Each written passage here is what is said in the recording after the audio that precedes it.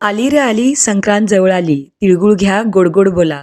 पण संक्रांतीच्या एक दिवस अगोदर नक्कीच ही भोगीची भाजी बनवून बघा. अतिशय करायला सोपी, तितकीच टेस्टी आणि तितकीच हेल्दीसुद्धा आहे. आता ही भाजी प्रत्येकजण आपापल्या पद्धतीने टेस्ट अनुसार किंवा वेगवेगळ्या पद्धतीने बनवतच असतं.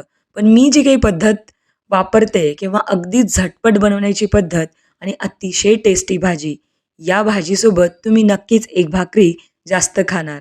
तर चला मग पाहूया ही भाजी कशी बनवायची.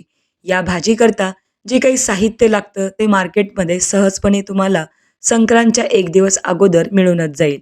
तर भरपूर अशा भाज्या या भाजीसाठी वापरल्या जातात. आता कुठल्या भाज्या तुम्ही वापरू शकता किंवा कोणत्या भाज्याचा वापर करावा तेही सांगते. भरपूर अशा हिरव्या भाज्यांचा वापर करायचा. यामध्ये जे तुम्हाला अवेलेबल असतील किंवा ज्या काही मिळतील, तर त्या तुम्ही वापरू शकता. जरुरी नाही की प्रत्येकच भाजी तुम्हाला उपलब्ध व्हायला हवी किंवा एखादी कमी असेल तरी हरकत नाही.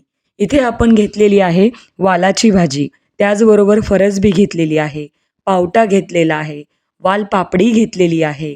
त्याचबरोबर आपण ओले हरभरेसुद्धा वापरणार आहोत. तुम्ही पाहू शकता. आता इथे आपण चवळी घेतलेली आहे. चवळीच्या शेंगा मिळतात, त्यासुद्धा बारीक कट करून घ्यायच्या. याचबरोबर आपण इथे घेतलेले आहेत बोरं आणि लसूण आल्याची पेस्ट किंवा लसूण आलं वापरलं तरी चालेल. इथे तुम्ही पाहू शकता पावट्याच्या बिया आहेत या. याचबरोबर तुम्ही पाहू शकता हिरवे हरभरे बाजारात थंडीमध्ये भरपूर प्रमाणात उपलब्ध होतात. तर ते तुम्ही आवर्जून वापरा. बोरं लहान मोठी जी काही तुम्हाला अवेलेबल होतील ती घेऊ शकता. याचबरोबर इथे लसूण आणि आलं घेतलेलं आहे आणि साधारणतः इथे आपण घेतलेले आहे पावटा किंवा पापडी. आता पापडीमध्ये भरपूर प्रमाण वेगवेगळे असतात. आता तुम्ही जर वालाचं बिरडं बनवत असाल, तर त्याही बिरड्याचा वापर केला तरी चालतं. इथे आपण घेतलेलं आहेत साधारणतः 1 ते 2 बटाटे आणि याचबरोबर 1 वांगं घेतलेलं आहे. वांग्याची क्वांटिटी कमी जास्त केली तरी चालेल. त्याचबरोबर तीळ घ्यायचे आहेत साधारणतः 2 ते 3 मोठे चमचे. आता एक मोठा गाजर घेतलाय, तोही बारीक चिरून घेतलाय आणि 1 मोठा कांदा वापरायला आहे. त्याचबरोबर इथे बारीक चिरलेली कोथिंबीर वापरायची आहे आणि साधारणतः एक पाव वाटी हिरवे मटार आहेत. ताजे मटार भरपूर मिळतायत तर तुम्ही त्याचा वापर करा. ओले शेंगदाणे 1 वाटी आणि हिंग लागेल तसं वापरूया. आता ही भाजी प्रत्येकजण वेगवेगळ्या पद्धतीने बनवतं. पण मी झटपट तुम्हाला होईल अशी भाजी सांगतेय. यासाठी एक छोटंसं वाटण आपण सुरुवातीला तयार करून घ्यायचं. म्हणजे भाजीला छान ग्रेव्ही होते किंवा त्याची जी ग्रेव्हीची थिकनेस आहे, थोडीशी दाटसर भाजी किंवा भाजी एकसंध होते या ग्रेव्हीमुळं आणि भाजी जास्त टेस्टीही होते. सगळ्यात अगोदर पॅनमध्ये 2 ते 3 चमचे तेल गरम करा. त्यामध्ये जिरं ॲड करा आणि कांदा टाकून छान मस्तपैकी फ्राय करून घ्या. साधारणतः 1 ते 2 मिनिटं मीडियम फ्लेवर कांदा आपल्याला भाजून घ्यायचा आहे. आता डायरेक्ट फोडणी देऊन सुद्धा भाजी बनवता येते. बरेच जण तसंही करतात. याला खेंगाटसुद्धा बऱ्याच जागी म्हटलं जातं किंवा वेगवेगळ्या नावांनी ओळखलं जातं. मकर संक्रांतीच्या 1 दिवस अगोदर ही भोगीची भाजी आणि तीळ लावलेली बाजरीची भाकरी हमखास बनवली जाते. तुमच्याकडे बनवतात का? आणि बनवत असतील तर काय म्हणतात? मला कमेंटमध्ये नक्की सांगा. इथे लसूण आलं टाकलंय. आता खोबरंही वापरायचं आहे. बारीक तुकडे करून घेतलेत. कारण आपण जी काही पेस्ट आहे ते मिक्सरमध्ये वाटून घेतोय. त्यामुळे बारीक तुकडे करून ते थोडेसे फ्राय करून घ्यायचे.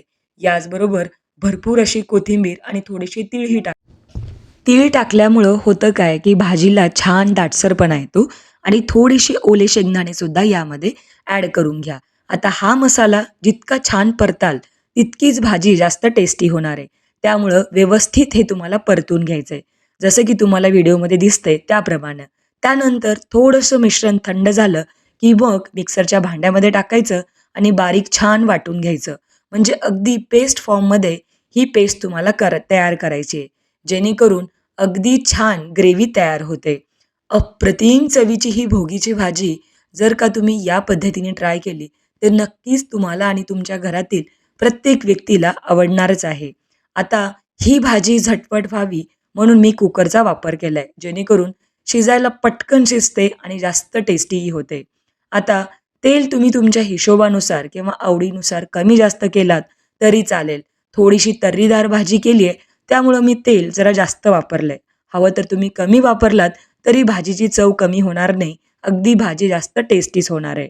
त्यामुळं आवडीनुसार किंवा गरजेनुसार तेल वापरा आणि वाटून घेतलेली मिक्सरमध्ये ती पेस्ट ॲड करा.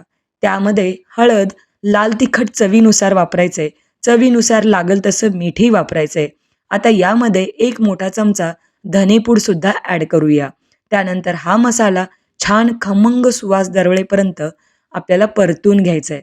जसं की तुम्हाला या व्हिडिओमध्ये दिसतंय. आता छान यातनं तेल सेपरेट व्हायला लागलं, की मग सगळ्या भाज्या ज्या काही आपण चिरून घेतलेल्या होत्या, त्या ॲड करायच्या.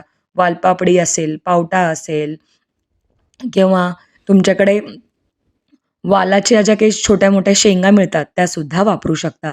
आता यामध्ये गाजर टाकलेलं आहे. याचबरोबर आपण फरसबी वापरली आहे. चवळीच्या शेंगा वापरलेल्या आहेत. ओले हरभरे, मटार आणि बोरंसुद्धा बारीक कट करून घेतलेली आहेत. याचबरोबर ओले शेंगदाणेसुद्धा ॲड केलेत. लगेच आपण आपण यामध्ये बटाटा आणि वांगंसुद्धा ॲड करूया. सगळ्या भाज्या या मसाल्यामध्ये छान कोट करून घ्यायच्या आणि साधारणतः एक 3 ते 4 मिनिटं हाय फ्लेमवर आपल्याला सतत हलवायचं आहे. असं केल्यामुळं भाजी जास्त रुचकर होते. भाजीचा जो काही मसाला आहे, तो व्यवस्थित या सगळ्या भाज्यांना व्यवस्थित मिक्स होतो आणि छान ही भाजी आपली तयार होते. आता इथे आपण तीळही ॲड करूया आणि त्यानंतर झाकण ठेवून एक 3 ते 4 मिनिटासाठी भाज्या छान वाफवून घ्यायच्या. असं केल्यामुळं भाजी लवकर शिजते आणि भाजी जास्त रुचकर होते. आता तुम्ही पाहू शकता यामध्ये ज्या काही भाज्या होत्या, त्या बऱ्यापैकी शिजलेल्या आहेत वाफेवरच. तर यामध्ये आता गरम पाणी ॲड करूया. तर पाणी किती वापरायचं? इच्छेनुसार कमी जास्त करू शकता. साधारणतः 1.5 ते 2 ग्लास वापरलेला आहे. खूप जास्त जर पाणी टाकलात, तर कदाचित कुकरच्या शिट्टीमधनं बाहेर येऊ शकतं. त्यामुळं बेताने पाणी वापरावं. साधारणतः 1.5 ग्लास मी वापरलेलं आहे. यापेक्षा जास्त टाकलात, तर भाजी जास्त पातळ होऊ शकते. म्हणून थोडीशी ग्रेव्ही दाटसर असावी आणि भाजी जास्त रसरशीत असावी म्हणून 1.5 ग्लास पाणी इनफ होतं. त्यानंतर कुकरच्या 2 शिट्ट्या करून घ्यायच्या आणि पूर्ण वाफ निघून जाईपर्यंत कुकर थंड व्हायला ठेवून द्यायचा आणि एकदा काय कुकरची शिट्टी पूर्णपणे निघाली आणि कुकर थंड झाला, की मग झाकण काढून ही भाजी गरमागरम सर्व्ह करा. तयार आहे आपलं मकर संक्रांती स्पेशल खेंगाट किंवा मिक्स भोगीची भाजी तुम्ही म्हणू शकता. अतिशय टेस्टी झालेली आहे. एकदा ट्राय करून पहा आणि रेसिपी ट्राय केल्यानंतर तुमचा अभिप्राय मला कमेंटमध्ये नक्की सांगा. जर का तुम्हाला आपल्या रेसिपी आवडत असतील तर जास्तीत जास्त लाईक करा, शेअर करा आणि तुम्ही आपल्या चॅनलवर नवीन असाल तर आपल्या चॅनलला सबस्क्राईब नक्की करा. पुन्हा भेटूया अशाच एका नवीन रेसिपीसोबत. तोपर्यंत टेक केअर. Bye bye.